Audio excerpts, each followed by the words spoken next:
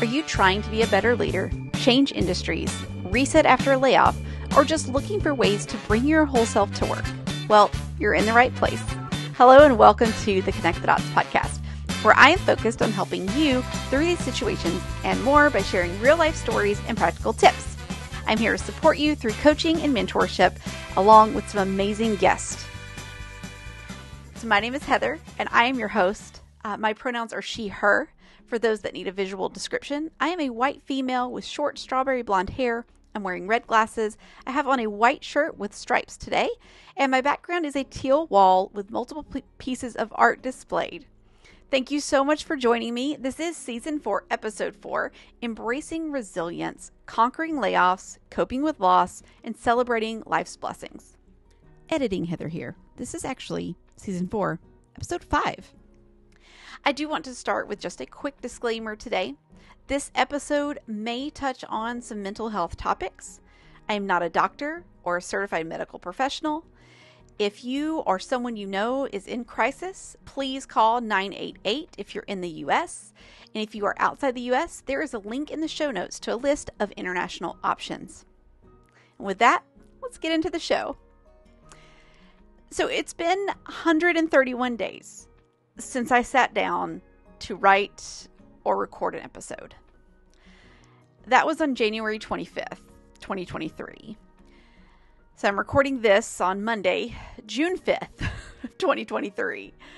So, wow, 131 days. So much has happened. Let me do a quick recap for you in case you're new here, it's been 131 days. So let me give you a recap of what's happened. So on January 18th of this year, I was laid off from Amazon. Around that same time, my husband, who is a musician, lost one of his regular gigs. Also found out another band he was in, the singer would be retiring earlier than expected. On January 25th, I released the Recognition podcast, so the one I just mentioned. It was the last podcast I released until this one. On January 30th, our beloved cat Milo passed away. He was 17 years old.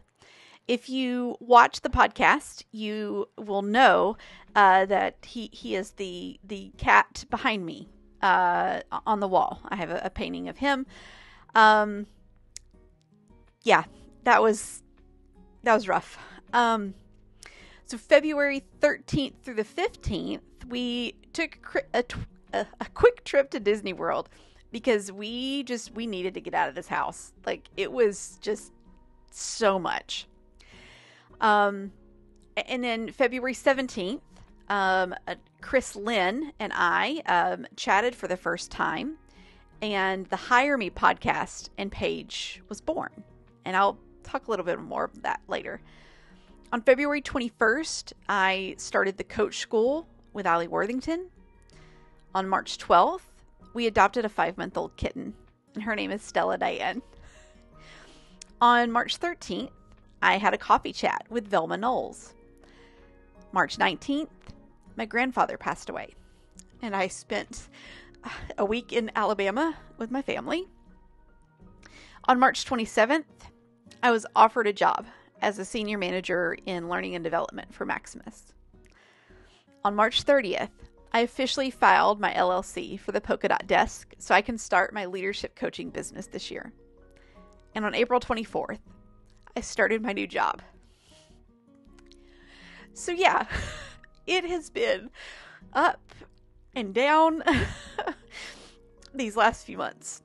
So if you wondered where I was or what happened, there you go. There's a look at what's happened. So over the last 5 months, right, as I'm going through that list, right, I'm still emotional about it. But it just seemed like the hits kept coming and kept coming and kept coming. And we would feel like things were getting better and then boom, right back down. And I know I'm not the only one out there going through these ups and downs. And this is why today I want to talk about how embracing resilience has helped me. And So I always like to start with a definition. So the American Psychological Association defines resilience as the process and outcome of successfully adapting to difficult or challenging life experiences, especially through mental, emotional, and behavioral flexibility and adjustment to external and internal demands. The list I just shared with you a minute ago required me to learn how to be mentally, emotionally, and behaviorally flexible. And I'm still learning to embrace resilience in these ways every day. And I'll admit, for the first month after the layoff, I was in a complete spiral of emotions. From being laid off to Jay losing, a lot of his, I say a lot, but two of his main, sources of income with the band, and then, having to make the decision to put Milo down and losing him. And, oh man, it was rough. I put on a smile and I tried to stay positive for everyone around me. But I was really, really hurting. I found comfort in prayer and worship. I listened to a few sermons that I had missed, and I found hope through the stories and the scriptures. I talked to my counselor. I talked with friends who were also going through these emotions. But then something changed, right? Like about a month. That first month was complete spiral of emotions, and trust me, there have been spirals of emotions since, but it was really around that 1 month mark when something changed. So hindsight is always 20/20. So looking back, I can see what changed, and I can identify it. And there were really 3 steps that I found myself repeating over and over again with just about everything. And so I want to share those with you. So the first step is to prepare mentally. The second step, prepare physically. The third step, prepare systematically. Simple steps that I could say and just be on my way, but I won't do that to you. Let me share a little bit more of how each of these showed up in my journey. So I mentioned in the timeline that Jay and I took a short trip over to Disney in mid-February. Just because I was in the house of the mouse, that did not mean I was not combing through job boards while I was waiting in line or trying to find my next role, right? I was constantly scrolling as we were waiting.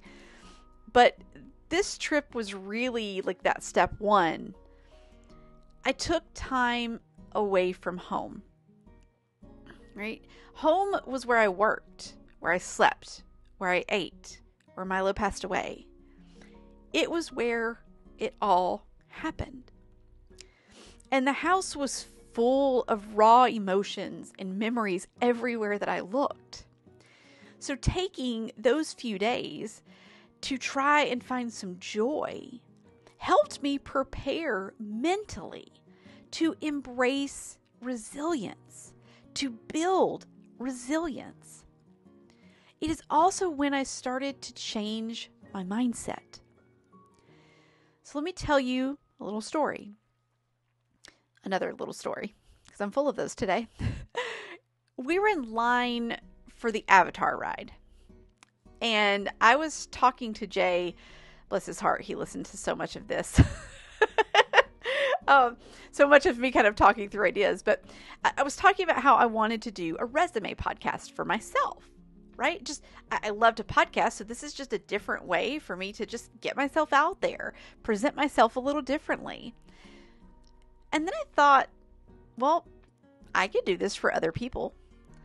It would, get them out there too, and they would get some interview practice because I'm going to be asking like interview type questions. So I quickly thought, like, what could I name it? What could I name it? What could I name it? And I thought, hire me, because that's what I want somebody to do. I want them to hire me. So I searched for podcasts and websites to make sure that it wasn't used. There was nothing. It was completely available. So I bought the domain, hiremepodcast.com. I was so excited. It was truly the first thing I had been excited about in the last month. I started working on branding colors and all kinds of stuff while we were in line at the different rides that day. And I shared this idea with my friend Sarah, and she knew someone who was looking to do something similar. So she connected us on LinkedIn. So that would be Chris Lynn. So he and I had our first meeting to discuss kind of what each of us was wanting to do. And within the hour, the Hire Me podcast was officially born. This mindset shift from focusing on me, what am I going to do? How am I going to find a job? What's going to happen to me? Right? I shifted that focus to how can I help others as we each navigate this new situation? Right? That truly set me on the path to building resilience and embracing it. So step one, right? Prepare mentally. Take a break. Adjust your mindset. Feel the feelings. If you're struggling in this area, right, talking with a licensed counselor or medical professional can help you get started. So moving into step number 2 is to prepare physically. This is probably best described when I was getting ready to start my new job. I took time to clean my office, right? Wipe all the dust away, throw away old papers, just go through things. And I rearranged the desk. I reconfigured the wires behind the scenes over here because there's lots of them. And it might sound silly to you, but preparing physically to start my new job helped me wipe away some of the bad memories of sitting at my desk for work, because I was sitting at my desk when I read the email that I got laid off. There was a lot of emotion, a lot of things here.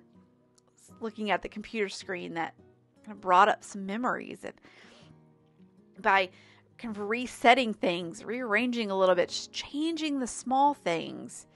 When I got to start my new job, I didn't feel those memories. I felt excitement, and my space was clear and ready. Now, there's one thing I do wish I would have done when it comes to preparing physically for my new job, and that was to write out an introduction.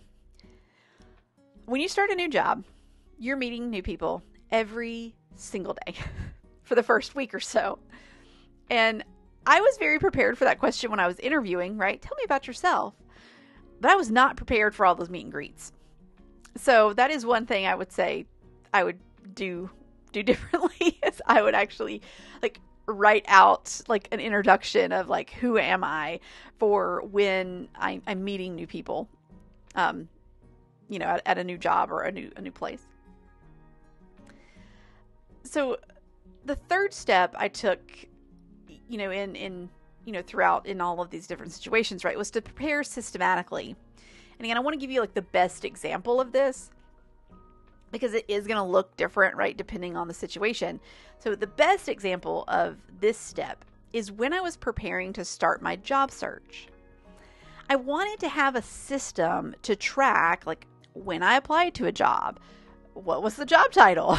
When did I, if I got an interview or if I got a no thank you email, what was the job description? What was the salary, etc. Right? I also wanted to be able to track my examples that I had for interviews. So I made a spreadsheet where I listed out, right, situation, task, action, result for about 30 different situations. So I could be prepared to give examples, specific examples with results in them when I was in an interview. And if you're not familiar with what that is, that's the STAR method of answering an interview question. But those are some systems, right, that really helped me like keep up with my job search. It really kept it all in one place, and it was very easy for me to track. It didn't overwhelm me because it was just all there and easy to see.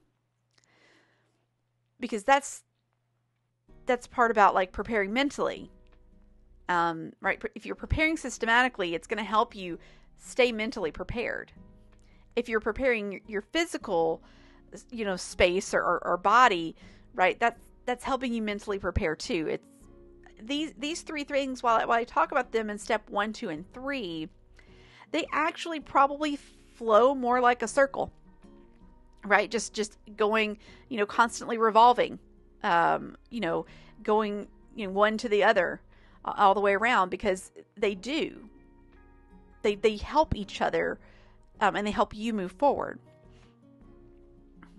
And I think what's funny about resilience is that you don't realize how resilient you are until after the fact.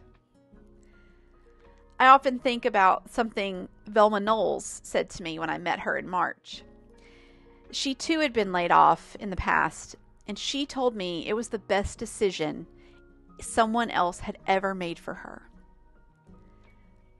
That day, I could only dream of having that feeling and speaking those same words. I sit here today, and I can honestly say that the layoff in January truly was the best decision someone else ever made for me. It's not because I didn't love my work or love my team, but it's because of all that happened after. Losing Milo, adopting Stella, visiting friends in Nashville, starting the Hire Me podcast with my friend Chris, being present and focused with my family when my grandfather passed away. Was I ready for all of that? Absolutely not. I wasn't ready to go through all of those things. But I don't think you could ever really be ready for all of those things happening in the span of 2 or 3 months. All of those things taught me how to tackle any problem by preparing mentally, physically, and systematically. I hope you found the information today helpful. If you did, or if you think somebody else might find it helpful, I would love for you to share it on social media and tag me. Like, follow, subscribe, ring the bells, and shout hallelujah. All those fun things for me. If you would like to leave a review, I'd love for you to leave a review. So, do that on your favorite podcast app. Would love to hear what you think. You can find me, though, on Instagram at MsHeatherB. or at ConnectTheDots_podcast. And you can support me on buymeacoffee.com/MsHeatherB. All those links and such are in the description for you. I will be back in 2 weeks with an amazing interview. I'm telling you, like, this was a bucket list interview for me, and I cannot wait to share it with you. But until then, I want you to remember that you are loved, you are worthy, and there are great things ahead for you in this life if you trust and believe in the Lord. See you in 2 weeks. Bye.